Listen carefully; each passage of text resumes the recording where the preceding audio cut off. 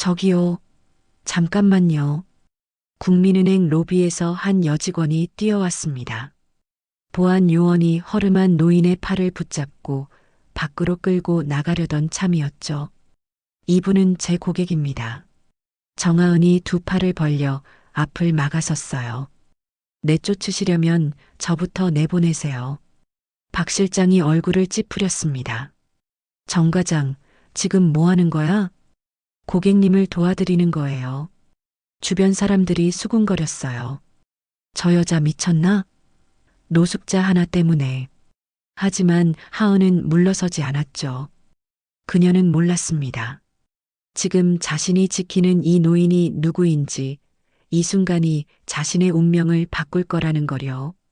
이 놀라운 이야기가 궁금하다면 구독 눌러주세요. 매일 이런 반전 가득한 실화를 들려드릴게요. 한 달 전이었습니다. 아버지, 얘기 좀 해요. 태성그룹 회장실. 한민우가 들어왔어요. 한태준 회장은 서류에서 눈을 떼지 않았죠. 바쁘다. 결혼 관련 얘기예요. 펜이 멈췄어요. 태준이 고개를 들었습니다. 누구? 정하은이라는 분이에요. 국민은행에서. 은행원? 네, 그런데. 민우가 잠깐 망설였어요. 고아원에서 자랐어요. 펜이 바닥에 떨어졌습니다. 탁! 뭐라고? 아버지, 하은이는 정말 괜찮은 사람이에요. 혼자 힘으로. 닥쳐. 태준이 벌떡 일어났어요. 고아 출신을 우리 며느리로. 미쳤냐? 돈이 전부가 아니잖아요. 그래, 돈이 전부야. 우리 집안의 체면은 어쩌고. 민우도 목소리를 높였어요. 아버지가 평생 혼자 사신 걸 보고 자랐어요. 저는 그런 삶 안 살 거예요. 쾅! 민우가 문을 박차고 나갔습니다. 혼자 남은 태준. 갑자기 40년 전 기억이 떠올랐어요. 태준아, 가난해도 괜찮아. 우리 사랑하니까. 수진이의 목소리였어요. 하지만 결국 아버지의 반대로 포기했던 김비서. 태준이 내 손을 눌렀어요. 조사 좀 시켜봐. 정하은이라는 여자. 국민은행 강서지점. 어느 정도로? 뼛속까지. 그리고 태준의 눈이 차갑게 변했어요. 내가 직접 확인하러 가겠어. 준비해. 그날 밤 태준은 서재에 혼자 앉아 있었습니다. 책상 서랍 깊숙한 곳에서 낡은 사진 한 장을 꺼냈어요. 40년 전 흑백 사진. 27의 자신과 수진이 웃고 있었죠. 수진아. 태준이 사진을 쓰다듬었어요. 당시 수진은 작은 식당에서 일하는 평범한 여자였습니다. 가진 건 없었지만 항상 밝게 웃었죠. 태준아, 가난해도 괜찮아. 우리 진심으로 사랑하니까.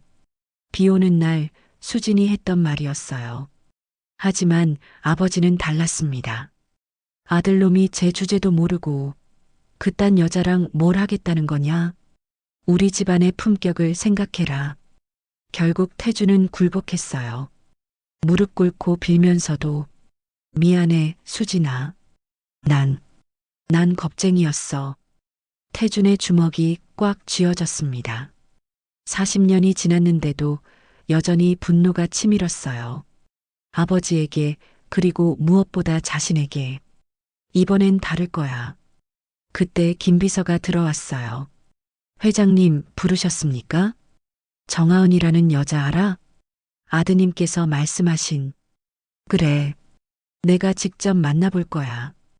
김비서가 놀랐어요. 직접요? 태준이 일어나 창밖을 바라봤습니다. 40년 전엔 아버지 말만 듣고 포기했어. 하지만 이번엔 다르다. 그럼 어떻게? 가장 초라한 모습으로 가겠어. 그래야 그 여자의 진짜 모습을 볼 수 있을 테니까. 태준의 눈이 차갑게 변했어요. 돈 때문인지 진심인지. 이번엔 내 눈으로 직접 확인하겠어. 사진을 다시 서랍에 넣으며 태준이 중얼거렸습니다. 수진아, 이번엔 후회하지 않을 거야. 며칠 후 국민은행 강서지점 앞 낡은 파카를 입은 노인 한 명이 천천히 걸어왔어요. 구멍 난 운동화, 기름때 묻은 바지. 한태준이었지만 아무도 알아볼 수 없었죠. 은행 문을 밀고 들어갔습니다. 사람들의 시선이 차갑게 훑고 지나갔어요. 번호표를 뽑으려는데 젊은 남자 직원이 코를 찡그리며 다가왔어요. 어르신, 여기 뭐하러 오셨어요? 통장 만들려고요. 신분증 있으세요? 돈은 얼마나? 10,000원 있어요. 직원이 한숨을 쉬었어요. 그럼 저기 가서 기다리세요. 오래 걸릴 거예요. 가장 구석 의자를 가리켰습니다. 다른 손님들과 떨어진 곳이었죠. 1시간을 기다렸어요. 다른 손님들은 금방금방 처리되는데 태준만 계속 뒤로 밀렸습니다. 84번 고객님, 2번 창구로 오세요. 드디어 불렸어요. 2번 창구에는 젊은 여직원이 앉아 있었습니다. 정하은이었어요. 어서 오세요, 어르신. 하은이 밝게 웃으며 인사했어요. 태준의 초라한 차림새를 보고도 표정이 전혀 변하지 않았죠. 오래 기다리셨죠? 죄송해요. 하은이 먼저 사과했습니다. 아니에요. 어떤 통장으로 도와드릴까요? 하은이 서랍에서 무언가를 꺼냈어요. 손수 만든 작은 책자였습니다. 어르신을 위한 쉬운 은행 업무. 제가 만든 거예요. 어르신들이 어려워하시길래. 태준이 책자를 받아들었어요. 큰 글씨에 그림까지 그려져 있었죠. 이런 걸 언제 만드셨어요? 퇴근 후에요. 사실 저도. 하은이 잠깐 말을 멈췄어요. 저도 어릴 때 할머니랑 은행 갔는데 직원이 너무 차갑게 대해서 할머니가 울으셨거든요. 태준의 심장이 쿵 떨어졌습니다. 그때 생각하면 지금도 마음이 아파요. 그래서 어르신들만큼은 따뜻하게 대해드리려고 해요. 하은의 눈가가 살짝 붉어졌습니다. 과거의 상처가 아직도 아픈 것 같았어요. 태준은 말문이 막혔습니다. 돈 때문이 아니었어요. 진짜였어요. 며칠 후 태준이 다시 은행에 갔을 때였습니다. 키오스크 앞에서 헤매는 척하고 있는데 하은이 다가왔어요. 어르신, 도와드릴까요? 이 기계가 너무 어려워서. 하은이 옆에 서서 천천히 설명해 주기 시작했어요. 여기 통장을 먼저 넣으시고요. 천천히 하세요. 급하지 않으니까요. 한 단계씩 아주 자세하게 알려줬습니다. 바로 그때였어요. 은행 입구로 고급 정장을 입은 남자가 들어왔어요. 비서 2명을 거느린 모습이 심상치 않았죠. 박 실장이 황급히 달려나갔습니다. 김 회장님, 어서 오십시오. 목소리가 한 옥타브 높아졌어요. 완전히 다른 사람이 된 것 같았죠. VIP 룸 준비했습니다. 이쪽으로. 그때 박 실장의 시선이 키오스크 쪽으로 향했어요. 하은이 태준을 도와주고 있는 모습이 보였죠. 박 실장의 얼굴이 일그러졌습니다. 정하은 과장, 지금 뭐 하는 거야? 로비에 있던 모든 사람이 쳐다봤어요. 고객님 도와드리는 중입니다. 하은이 차분하게 대답했어요. 박 실장이 태준을 위아래로 훑어봤습니다. 그리고 김 회장 앞에서 큰 소리로 말했어요. 저런 거지 때문에 귀한 고객을 기다리게 해? 김 회장이 미간을 찌푸렸어요. 박 실장은 더 목소리를 높였죠. 정 과장, 고아원에서 자란 주제에 뭘 안다고 그래? 순간 로비가 조용해졌습니다. 고아원 출신이 뭘 안다고 고객 응대를 해. 자기 주제나 알고. 태준의 심장이 멈춘 것 같았어요. 하은의 얼굴이 새하얗게 질렸습니다. 손이 떨리기 시작했어요. 주변 사람들이 수군거렸죠. 고아원 출신이래. 그러게 뭔가 이상하더라. 하은이 고개를 푹 숙였어요. 입술을 꽉 깨물고 눈물을 삼키려고 애썼죠. 태준은 가슴이 찢어질 것 같았습니다. 저 아이는 나처럼 상처받은 사람이구나. 40년 전 자신도 똑같은 말을 들었었어요. 하은이 떨리는 목소리로 말했어요. 죄송합니다. 아무 잘못도 없는데 사과하고 있었어요. 며칠 후 또 다른 대형 VIP 고객이 은행을 찾는다는 소식이 들렸어요. 박 실장은 새벽부터 난리였습니다. 오늘은 절대 실수하면 안 돼. 모든 직원 비상근무. 태주는 여전히 초라한 차림으로 하은의 창구에 앉아 있었어요. 복잡한 보험 상품 상담을 받는 척하며 시간을 끌고 있었죠. 어르신, 이 상품은 조금 복잡해서 천천히 설명해 드릴게요. 하은이 꼼꼼하게 설명해 주고 있었습니다. 바로 그때 은행 입구로 고급 차량들이 줄지어 들어왔어요. 정부 인사로 보이는 VIP가 수행원들과 함께 나타났죠. 박 실장이 온몸으로 달려나갔습니다. 장관님, 어서 오십시오. 목소리가 떨릴 정도로 긴장했어요. 그때 박 실장이 로비를 둘러봤어요. 하은이 여전히 노인과 상담 중인 모습이 눈에 띄었죠. 박 실장의 얼굴이 일그러졌습니다. 정하은 과장, 지금 당장 이리 와. 모든 사람이 쳐다봤어요. VIP 일행까지요. 실장님, 지금 상담 중인 어르신이 더 먼저입니다. 하은이 일어서서 또렷하게 말했어요. 순간 로비가 얼어붙었습니다. 뭐라고? 지금 장관님보다 저거지가 중요하다고? 박 실장이 소리쳤어요. 모든 고객님이 똑같이 소중합니다. 하은의 목소리는 떨렸지만 단호했어요. 다른 직원들이 숨을 죽였어요. 장관까지 이 상황을 지켜보고 있었거든요. 정 과장, 지금 나한테 대드는 거야? 여기서? 박 실장이 한 발짝 다가섰어요. 원칙을 말씀드리는 거예요. 하은이 한치도 물러서지 않았어요. 태준의 가슴이 쿵 떨어졌습니다.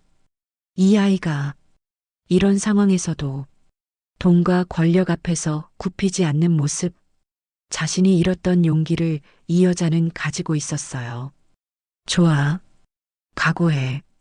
박 실장이 이를 갈며 말했어요. 하지만 하은은 태준에게 돌아와 미소 지었어요. 죄송해요. 어르신. 계속 설명해 드릴게요. 손이 떨리고 있었지만 끝까지 자신의 원칙을 지키고 있었어요. 일주일 후 하은에게 청천벽력 같은 일이 터졌습니다. 박 실장이 하은을 따로 불렀어요. 정 과장, 큰일 났어. 무슨 일이세요? 지난주 장관 방문 때 일로 민원이 들어왔어. 그때 내가 무례하게 굴었다고. 하은의 얼굴이 하얗게 질렸어요. 그런 적 없는데요. 증거도 있어. CCTV 확인해봐. 박 실장이 화면을 보여줬어요. 편집된 영상이었죠. 하은이 목소리 높이는 부분만 남기고 박 실장의 모욕은 모두 잘라냈어요. 이거 조작된 거잖아요. 조작? 정 과장, 지금 심각한 상황이야. 그리고 박 실장이 서류를 내밀었어요. 내 계좌로 이상한 돈이 들어왔던데? 고객 정보 유출 때가 아니야? 하은이 떨렸어요. 박 실장이 자신의 횡령을 떠넘기려는 거였죠. 전 그런 일 한 적 없어요. 일단 내일부터 대기 발령이야. 그날 저녁 하은은 누군가에게 전화를 걸었어요. 하지만 돌아온 대답은 차가웠습니다. 조금만 참자. 지금은 신중해야 해. 가장 믿었던 사람마저 등을 돌렸어요. 한편 태주는 우연히 이 모든 상황을 알게 됐습니다. 은행 직원을 통해 하은의 대기 발령 소식을 들었죠. 그 선한 아이가 왜? 태주는 박 실장의 조작을 직감했어요. 하지만 아직 개입할 때가 아니었습니다. 그날 밤 태주는 차를 타고 시내를 돌다가 한 버스 정류장에서 멈췄어요. 가로등 불빛 아래 한 여자가 혼자 앉아 울고 있었습니다. 하은이었어요. 태주는 차 안에서 지켜봤습니다. 하은이 작게 중얼거리는 게 들렸어요. 어릴 때도 이랬는데 또 혼자네. 과거를 회상하는 듯 했어요. 아무도 편들어주지 않던 고아원 시절을 말이죠. 이제 정말 다 잃는구나. 직장도 믿었던 사람도. 하은의 목소리가 바람에 실려왔어요. 이제 더 잃을 게 없어. 태준의 가슴이 미어졌습니다. 저 아이를 지켜줘야겠어. 하지만 지금은 때가 아니었어요. 조금 더 기다려야 했습니다. 며칠 후 최악의 순간이 찾아왔습니다. 박 실장이 하은을 불렀어요. 정 과장, 본사에서 결정 나왔어. 하은의 손이 떨렸어요. 징계위원회 결과. 파면이야. 파면이요? 박 실장이 승승장구하며 비웃었어요. 역시 고아원 출신 주제에 뭘 안다고 설쳤어. 처음부터 우리 급이 아니었어. 하은의 눈에 눈물이 맺혔지만 참았습니다. 오늘까지만 출근하고 개인 물건 정리해. 하은이 자리로 돌아가 조용히 물건을 챙기기 시작했어요. 사진, 펜, 직접 만든 가이드북들. 동료들이 안쓰러워했지만 아무도 말을 걸지 않았어요. 여기서 정말 행복했는데. 하은이 마지막으로 책상을 닦으며 중얼거렸어요. 바로 그 순간이었어요. 은행 입구가 소란스러워졌습니다. 검은색 고급 승용차들이 줄지어 서고 정장 입은 남자들이 들어왔어요. 그 뒤로 한 남자가 걸어 들어왔습니다. 하은이 고개를 들었어요. 그리고 깜짝 놀랐습니다. 그 노인이었어요. 키오스크에서 도와드렸던 허름한 옷을 입고 왔던 바로 그 어르신이었죠. 하지만 지금은 완전히 달랐어요. 고급 정장의 당당한 걸음걸이. 박 실장이 황급히 달려나갔어요. 회장님? 하은의 입이 벌어졌어요. 회장? 그 어르신이 회장이라고? 그 남자가 차가운 목소리로 말했어요. 박 실장 사무실로. 잠시 후 사무실에서 모든 진실이 폭로됐습니다. 조작된 영상, 횡령 누명. 모든 게 밝혀졌어요. 그리고 그 남자가 로비로 나왔습니다. 모든 직원 들으십시오. 정하은 과장은 무죄입니다. 그러더니 하은을 똑바로 바라봤어요. 그리고 이 직원은 오늘부로 제 며느리가 될 사람입니다. 하은이 어리둥절했어요. 며느리요?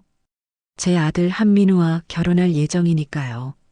그제야 모든 퍼즐이 맞춰졌어요. 하은의 눈이 커졌습니다. 그날 저녁 고급 식당 개인실. 하은은 아직도 믿어지지 않았어요. 키오스크 앞에서 만났던 그 어르신이 민우의 아버지라니. 모든 게 너무 충격적이었죠. 하은아, 괜찮아? 민우가 걱정스럽게 물었어요. 아직 정리가 안 돼요. 하은이 떨리는 목소리로 말했어요. 태준이 깊게 고개를 숙였습니다. 하은아, 정말 미안하다. 내가 얼마나 큰 실수를 했는지 이제야 깨달았어. 실수요? 처음엔 의심했어. 혹시 돈 때문에 민우에게 접근한 건 아닌가 하고. 그래서 변장까지 하면서 널 시험했지. 태준의 눈에 눈물이 맺혔어요. 하지만 내가 나를 도와주는 모습을 보고 알았어. 내가 40년 동안 찾아 헤맨 그 마음을 너에게서 봤어. 40년이요? 40년 전에 수진이라는 여자를 사랑했어. 너처럼 가난했지만 마음만은 금보다 귀한 사람이었지. 태준이 과거를 회상했어요. 하지만 난 아버지의 반대에 굴복했어. 가문의 체면 때문에 진짜 사랑을 포기했지. 그래서 지금까지 혼자. 그래.